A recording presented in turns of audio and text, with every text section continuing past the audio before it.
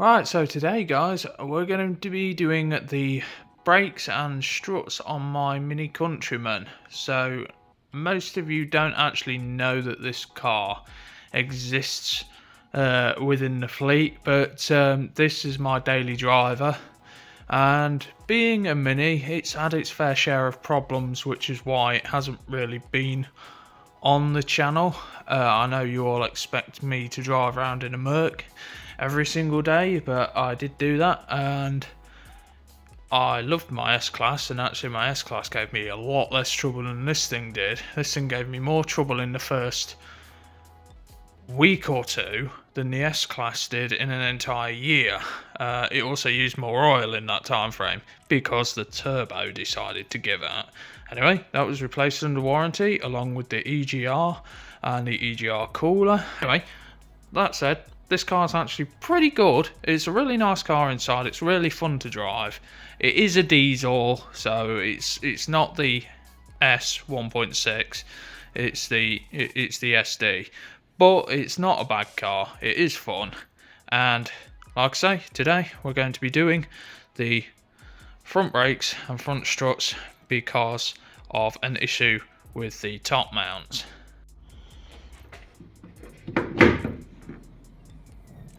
So, the issue with the top mounts is a common one that actually follows through quite a few of the variations of the Minis from this era.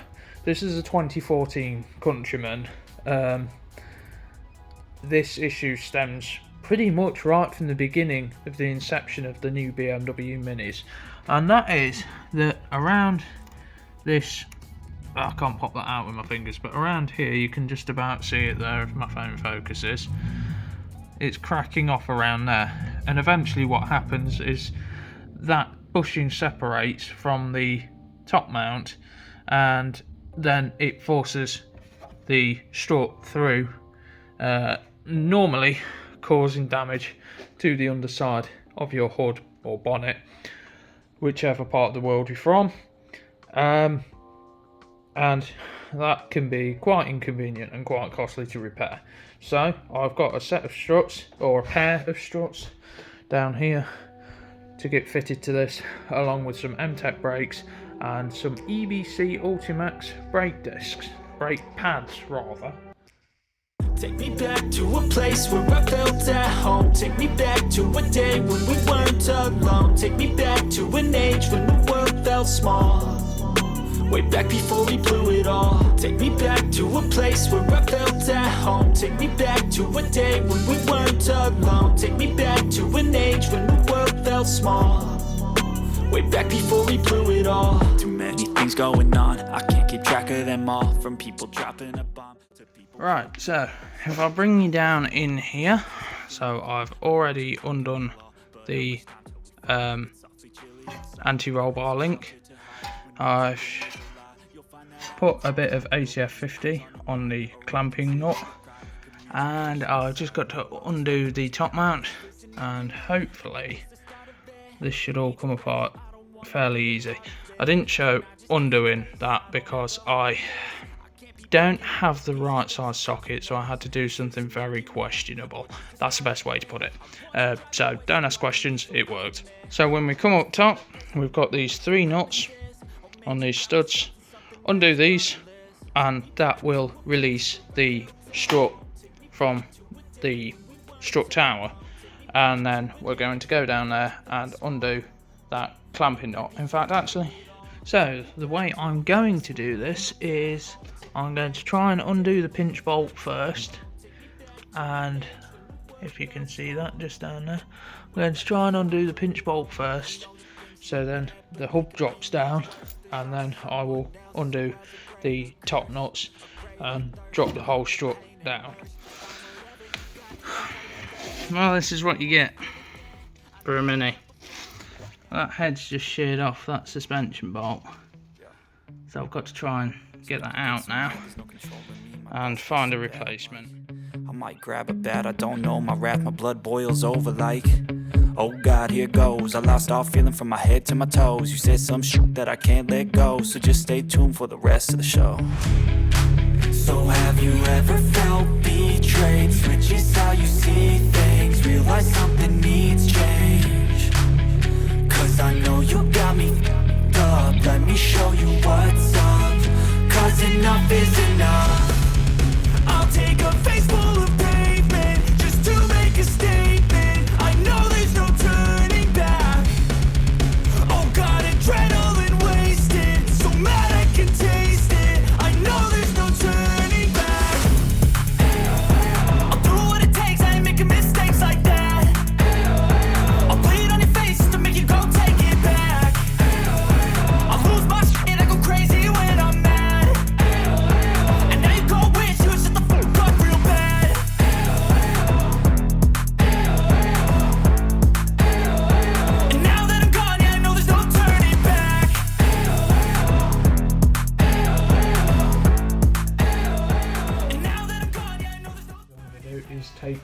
PCF 50.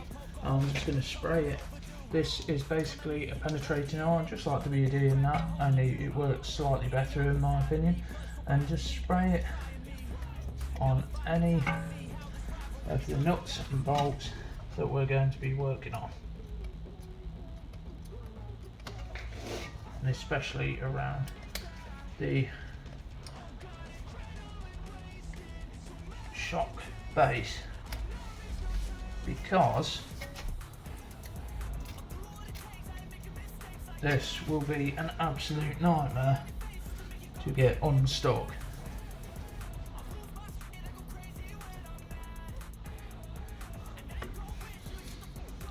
So then we're just going to leave that for a while, soak in, and come back to it. 16mm nut on the anti-roll bar link. I'm going to do this with tension on it, so it should stop the ball joint itself from spinning, making the process a little less painful. Let's see if it works.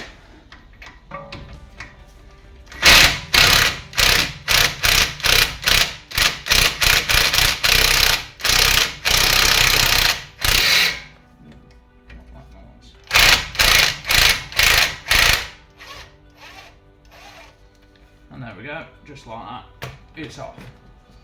Now you do have to be careful because you can still damage the threads.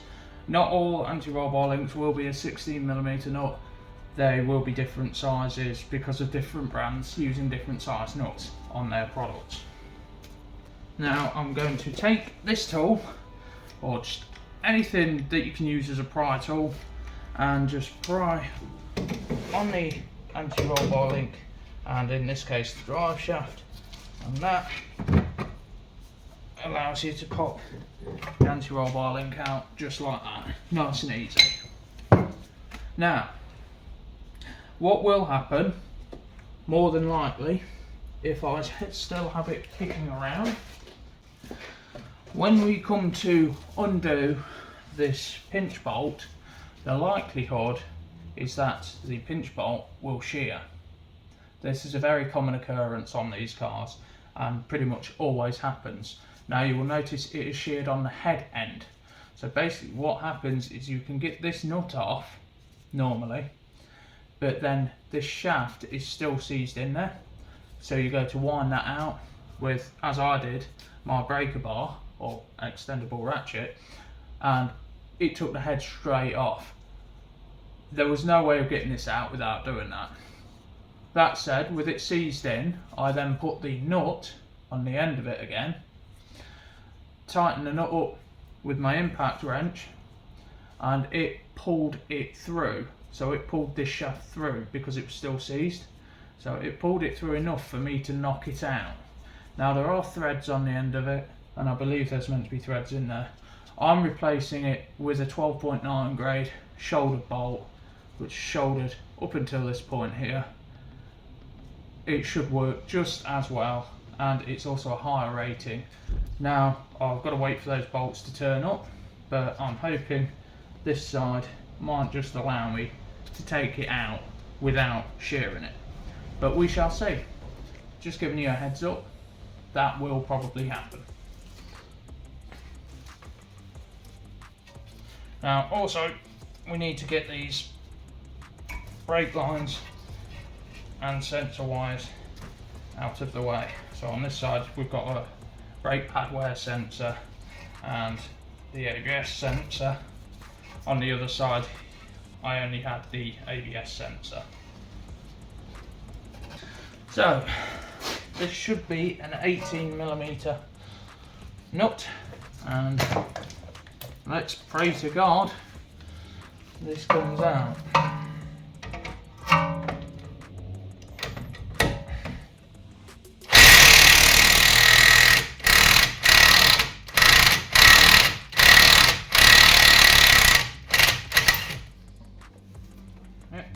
So the nut, just like the other side, didn't really put up a fight. It's the bolt that will. Now, I did some things slightly differently, because on the other side I didn't actually realise the pinch bolt located through the strut at the time. because I hadn't looked. That was negligence on my part, and I feel like that may have loaded it up more than necessary. So I'm going to tap the shaft with this little hammer, and like the other one, that does feel seized. So let's see.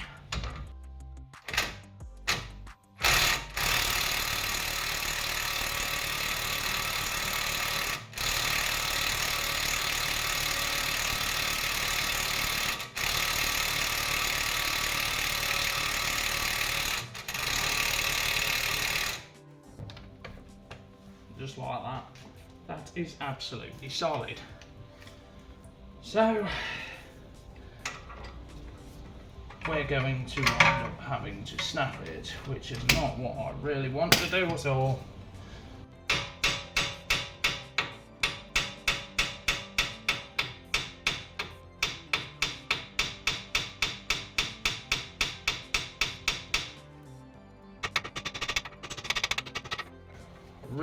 Really don't want to snap this. I want it to suddenly free off, but I don't think it will.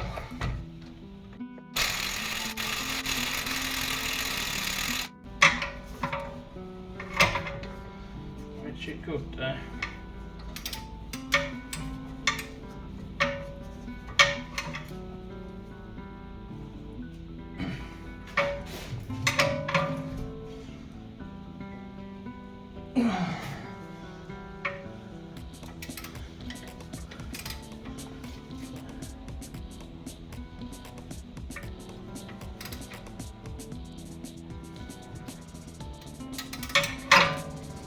Trying to tease it a little bit.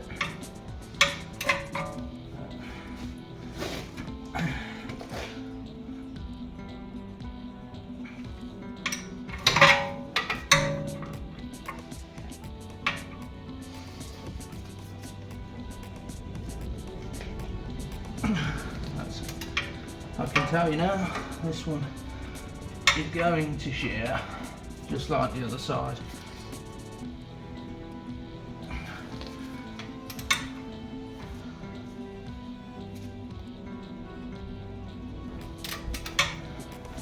And the best part is when I pull up on this and it shears off, it's going to whack straight into my arch liner.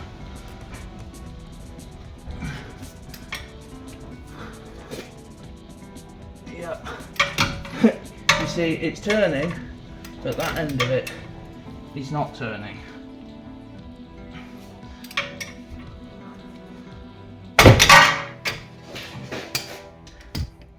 Right, so I brought you down to this height so you can see for yourselves if this extraction method will work twice in a row. So we've got our nut, our head has sheared off and disappeared into infinity. So we're left with this stud. This we knew would happen, but I'm still going to put some penetrating oil down there. This is sheared off in an almost identical manner to the other side. So this will inevitably mean that I won't be able to reuse this nut again, but if it frees off what I need it to free off, that will at least help me a little bit. Just try and make sure the threads are a little bit clean. Gives it more chance of actually working and not just cross-threading.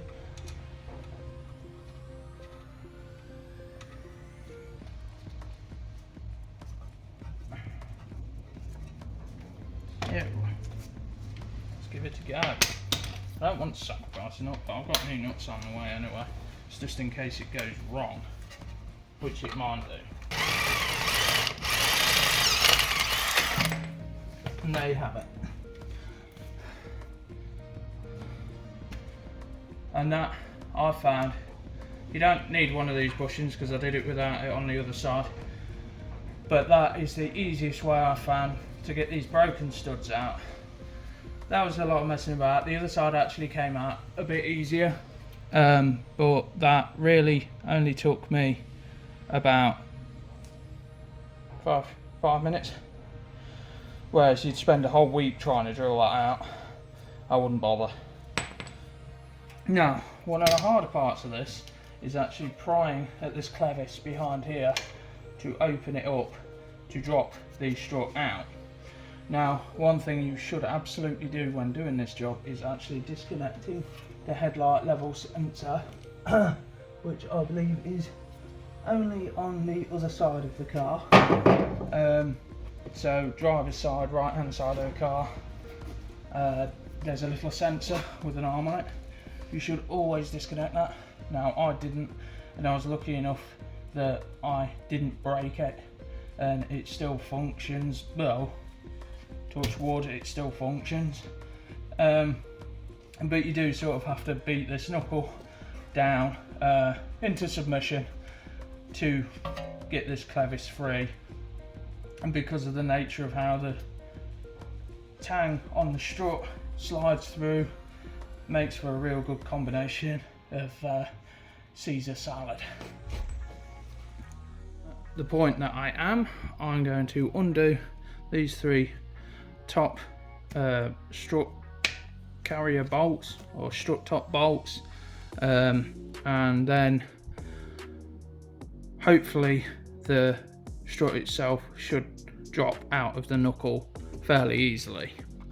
So this is actually the third day now. I've been spending a few hours per day, but on average getting these out actually free from the clevis and fitting the new strut took me about an hour and a half to 2 hours of beating, sweating, swearing and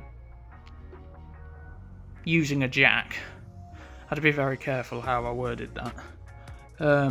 But the strut is in and clamped up now, and what I went for was these 12.9 rated bolts off Amazon as an upgrade. These are 80mm M12, and that's just a random washer on there.